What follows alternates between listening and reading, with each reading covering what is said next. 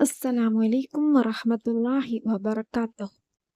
ഇന്നത്തെ വീഡിയോയിൽ വളരെ പ്രധാനപ്പെട്ട ഒരു അമലിനെ കുറിച്ചാണ് ഞാൻ പറയാൻ പോകുന്നത്. അല്ലാഹു സുബ്ഹാനഹു തആലയുടെ അസ്മാഉൽ ഹുസ്നയിൽപ്പെട്ട ഒരു ഇസ്മിനെ കുറിച്ചിട്ടാണ്. അതുകൊണ്ട് തന്നെ ആരും ഈ വീഡിയോ സ്കിപ്പ് ചെയ്യാതിരിക്കുക. മുഴുവനായിട്ട് കാണാൻ ശ്രമിക്കുക. ഇൻഷാ അല്ലാഹ് നമുക്ക് വീഡിയോയിലേക്ക് പോകാം. നമ്മളിപ്പോൾ എന്ത് അമൽ ചെയ്യുന്നതിന് മുന്നേയും നമ്മളാൽ ആരുടെയെങ്കിലും കണ്ണുനീര് വീണിട്ടുണ്ടോ എന്ന് നോക്കുക. ഇപ്പം ആരോടെങ്കിലും മോശമായിട്ടുള്ള വർത്താനമോ എന്തെങ്കിലും അവരുടെ മനസ്സ് വേദനിക്കുന്ന വിധത്തിൽ അവര് ചെയ്യാത്ത കുറ്റത്തിന് നമ്മളുടെ പക്കൽ നിന്ന് എന്തെങ്കിലും മോശമായ സംസാരമോ പ്രവൃത്തിയോ വാക്കുകൊണ്ടായോ എന്തുമായാലോ ചെയ്തിട്ടുണ്ട് എങ്കിൽ അതിന് എത്രയും പെട്ടെന്ന് പൊരുത്തം ചോദിക്കുക. എന്ത് ചെയ്തിട്ടും എൻ്റെ ദ്വായ്ക്ക് ഉത്തരം തരുന്നില്ല, അല്ലാഹ് എൻ്റെ ദ്വാ സ്വീകരിക്കുന്നില്ല. പ്രധാന കാരണം ഇതൊക്കെ തന്നെയാണ്. മറ്റുള്ളവരുടെ കണ്ണുനീര് വീണിട്ടുള്ളവർ ഒരിക്കലും രക്ഷപ്പെടുകയില്ല. അവർ മനസ്സുകൊണ്ടോ വിചാരിക്കാത്ത കാര്യത്തിനാണ് നമ്മൾ അവരെ കുറ്റപ്പെടുത്തിയിട്ടുള്ളത് എങ്കിൽ ഒരിക്കലും നിങ്ങൾ ആരും രക്ഷപ്പെടാൻ പോകുന്നില്ല. അതുകൊണ്ട് അങ്ങനെ ആരെങ്കിലും ചെയ്തിട്ടുണ്ട് എങ്കിൽ ഈ ഒരു ഇസ്മ ചെയ്യുന്നതിന് മുന്നേ ആയിട്ട് അവരുടെ അടുത്ത് പോയി മാപ്പ് ചോദിക്കുക, പൊരുത്തം ചോദിക്കുക. പിന്നെ ഒരു കാര്യമാണ് മാതാപിതാക്കളെ വിഷമിപ്പിക്കുന്നവർ, അവരുടെ കണ്ണുനീര് വീഴ്ത്തുന്നവർ, അവര് ജീവിതത്തിൽ ഒരിക്കലും രക്ഷപ്പെടുകയില്ല. ആത്മാർത്ഥമായിട്ട് അള്ളാഹുവിനോട് ഇനി എന്ത് ദുആ ചെയ്താൽ പോലും ഒരു കാര്യവുമില്ല, അള്ളാഹു സ്വീകരിക്കുകയില്ല. മാതാപിതാക്കളുടെ പൊരുത്തം കിട്ടാത്ത മക്കൾ ആരും രക്ഷപ്പെടുകയില്ല. അങ്ങനെ ഉള്ള ഒരു ചരിത്രം നമ്മുടെ ഈ ദുനിയാവിൽ നടന്നിട്ടുമില്ല. പിന്നീടുള്ള ഒരു കാര്യമാണ്, നമ്മൾ ഈ ഒരു അമൽ ചെയ്യുമ്പോൾ മറ്റുള്ള അനാവശ്യ വർത്തമാനങ്ങളോ ചിന്തകളോ ഒന്നും വരാൻ പാടില്ല. അനാവശ്യ ചിന്തകളൊന്നും നമ്മുടെ മനസ്സിലൂടെ കടന്നു പോകാൻ പാടില്ല. ഒറ്റ ഇരിപ്പിൽ തന്നെ ഇത് ചൊല്ലി തീർക്കേണ്ടതാണ്. മക്കളെ കളിച്ചുകൊണ്ടിരിക്കുകയാണ്, അവരുടെ അടുത്ത് സംസാരിക്കാനോ അത് ചെയ്യരുത് ഇത് ചെയ്യരുത് എന്ന് ഒന്നും പറയാൻ പാടില്ല.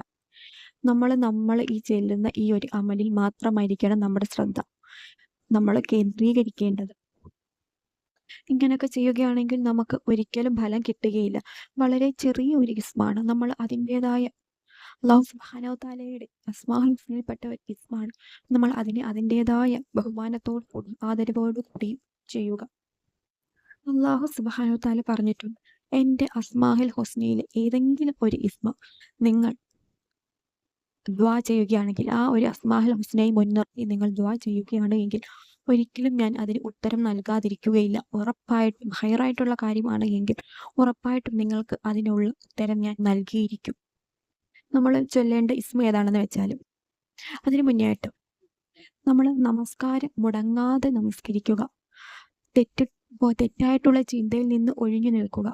ഇതൊന്നും പാടില്ല ഈ ഒരു അമല് ചെയ്യുമ്പോൾ. ഈ ഒരു അമലെന്നല്ല, നമ്മൾ അങ്ങനെ ഒന്നും ചെയ്യാൻ പാടില്ല. നമസ്കാരമെല്ലാം കൃത്യമായി നമസ്കരിക്കുക, അതിൻ്റെതായ സമയത്ത് തന്നെ നിർവഹിക്കുക.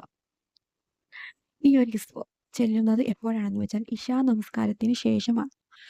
നമുക്ക് സമാധാനമായിട്ടിരിക്കാൻ പറ്റുന്ന നമസ്കാരമാണ്. സുബഹിക്ക് ശേഷമാണെങ്കിൽ അങ്ങനെ, അല്ലെങ്കിൽ ഇശായ്ക്ക് ശേഷം. അങ്ങനെ ആ നമസ്കാരത്തിന് ശേഷം ആ നിസ്കാരപ്പായിൽ ഇരുന്നു കൊണ്ട് തന്നെ നമ്മുടെ ആഗ്രഹങ്ങൾ എന്താണെന്ന് നമുക്ക് മാത്രമേ അറിയൂ.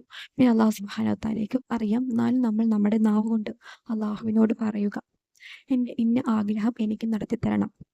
അത് നടന്നു കിട്ടിയാൽ എനിക്ക് അതിനുള്ള ഗുണങ്ങളും പറയണം. അതിൻ്റെ സന്തോഷം, അത് കിട്ടിയാലുള്ള സന്തോഷകരമായ കാര്യങ്ങളും കിട്ടിയില്ലെങ്കിലുള്ള കാര്യങ്ങളും നമ്മൾ രണ്ടും അള്ളാഹുവിനോട് പറയണം.